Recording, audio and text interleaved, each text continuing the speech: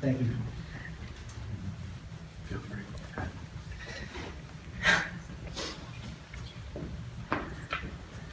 Well, that's not fair. Thank you for those kind words, and from the people that you really respect the most in your life, coming from you guys, means a tremendous amount. So to get to where I wanted to start, I just had to say on Thursday, my wife and I were going to go drive to a cross-country meet. I grabbed a newspaper and a notebook because I knew I wanted to read about the HOF, the Hall of Fame, and jot some things down. So I'm like, you got to drive. So I opened up the paper and I read Max Lawson. Well, I'd never met Max Lawson. I didn't know, but reading through it, I just read through it and I was like, wow, what a guy. Angie Abbott, Drews. Angie Abbott, back in the day, I ran with Angie, little Angie. But I hadn't seen her for many years. Reading through that, it's like, Angie Abbott. Wow. What an accomplishment. What a woman. And then there's Maury Miller. I was like, who's Maury Miller? Kidding, right? Maury Miller. I read through his, and I was like, wow. These are impressive people. So then there's Steve. But we're driving to Owatonna to watch my son Carter run with his Winona Windhawk teammates. God, and I got the adrenaline goosebumps, and I said, wow, how fortunate I am. I'm truly honored to be part of this group. And I know what forms individuals is who they're around. Having good parents, teachers, and coaches is huge. And I've had great ones. I've had supportive parents my whole life. That's my parents. I'm on to the teachers. And Judy Weststone was my first grade teacher. She taught me how to write. She taught me what 7 + 9 was, right? And she taught me how to compete. In PE, she had us race the 50-yard dash. I ended up feeling and knowing that I was the fastest kid in the class. And I was proud of it, but I did want more. And I was kind of eyeing somebody up, and Mrs. Judy Weststone, she was fit and athletic, and I knew she could run, and I was like, hey, you and me? Are we on? And I challenged her, and she accepted. So it was towards the end of the year, and we did that race. And I remember racing a block, and when you're running your heart out, and you can see like this, it's like a foggy sort of look, but I could see her right there. We got to the end, and I feel like I know I beat her, but I don't know if she really, did she let me win? Or I don't know, but I'm saying it. But anyway, I won, I'll say that, and after that, I just love to run and to compete. So after all the little grade school stuff, you go and you enter the big junior high. And I was greeted by Coach Bill Schmidt. And he was strong and kind. He was a natural leader and a motivator. And he led our team to meets on Thursday or Friday. I couldn't wait. After you do that, we'd go and run those races. And then I couldn't wait for that practice on Monday. Not only just to run, but to receive our cross-country chronicles, in which Coach Schmidt hand wrote the details of our efforts, listing the times, the places, our rank, and the story of that race. I know all of the runners that ran at that time remember that, and they appreciate that, because that's just something you don't get. I know his handwriting, I said to him earlier, has not changed a bit. The strength in that man's hand has to be just like tremendous, because I saw a beautiful letter that he wrote to my son Carter, and his handwriting is just the same. Very, very cool. The praise that Coach Schmidt offered to his athletes instilled confidence in us. Coach Schmidt catapulted me off to the mighty Winona Senior High. And there stood Jim Flim, Coach Jim Flim, and Coach John Ruggeberg.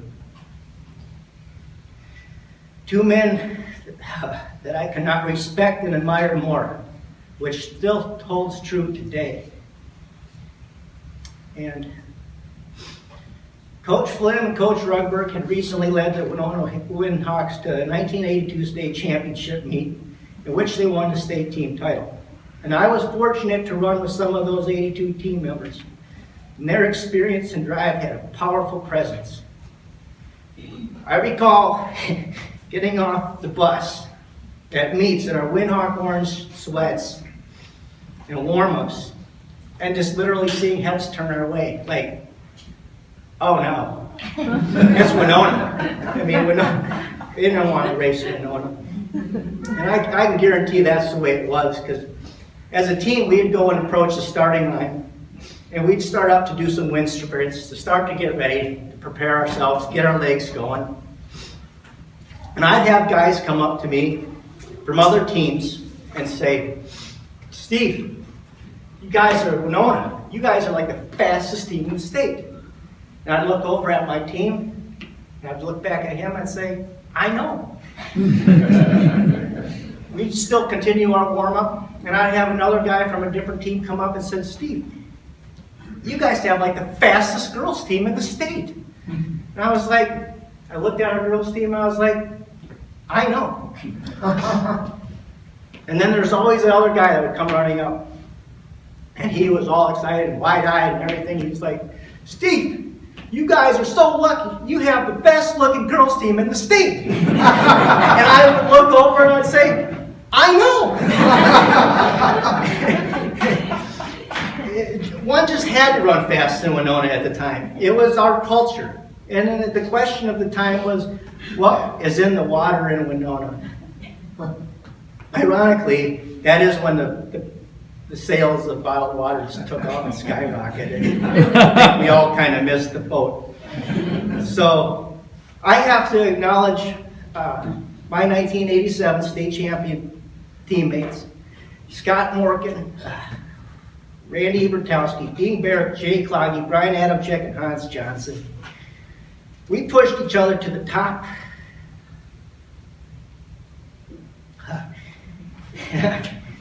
I have to single out Scott Morgan, though.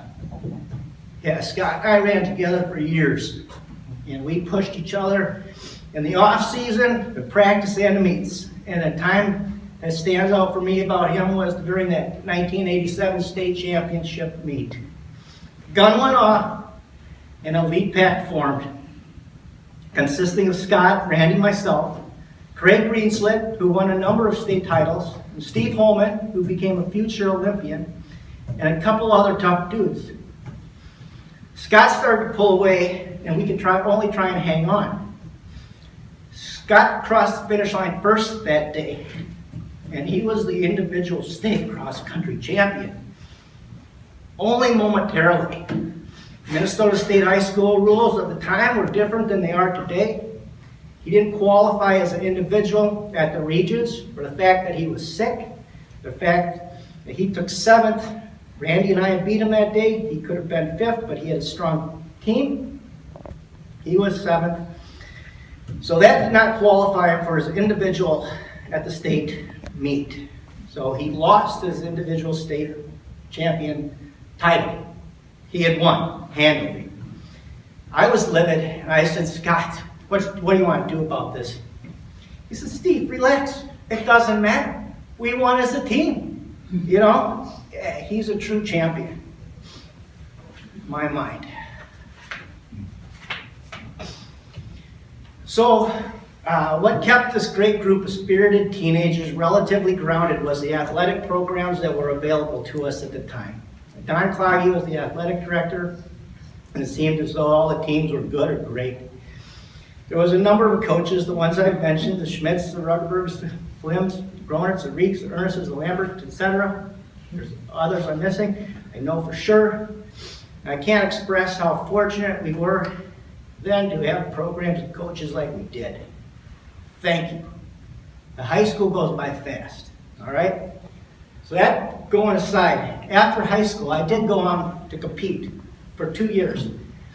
I ran down at Southern Methodist University down in Dallas, Texas, right? A Division I school. It was pretty cool. So the second year, I ended up qualifying for the varsity team. I was number seventh guy, all right? So it was good. We ran in the Southwestern Conference Championship. Then we went on to run in the South Central Regional Championship for the NCAAs. This meet will qualify you to go on to run in the NCAA National Championship. I'm running in this was one meet, and now their competition is fierce. I mean, there's a lot of competition. We're talking University of Texas, University of Oklahoma, TCU, Texas A&M, Baylor, Arkansas, who ends up that year winning the national team title for the Division I NCAA.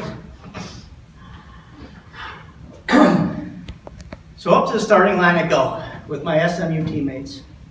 And I have guys that are standing next to me that have legs up to my ears. I'm looking over here, I mean, there's a sea of colors, right?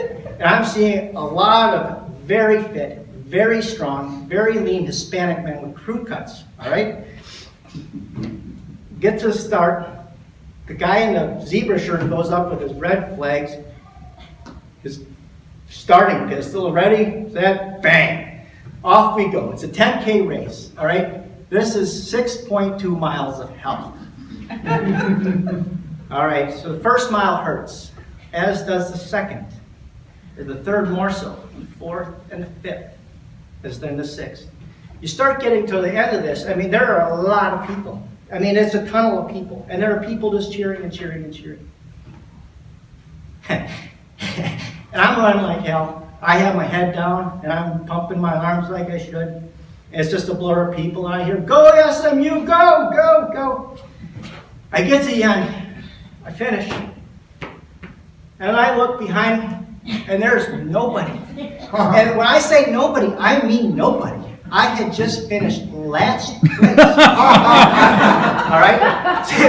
So people will cheer. There's always that guy that finishes first, and the people are cheering. And the person that finishes last. And they're all cheering. And there's everybody in between. And I can honestly say I've been this, that, and the all in between. So I did learn there is a lot more to life than running. Yet, running can teach you a lot about life. Thank you for having me.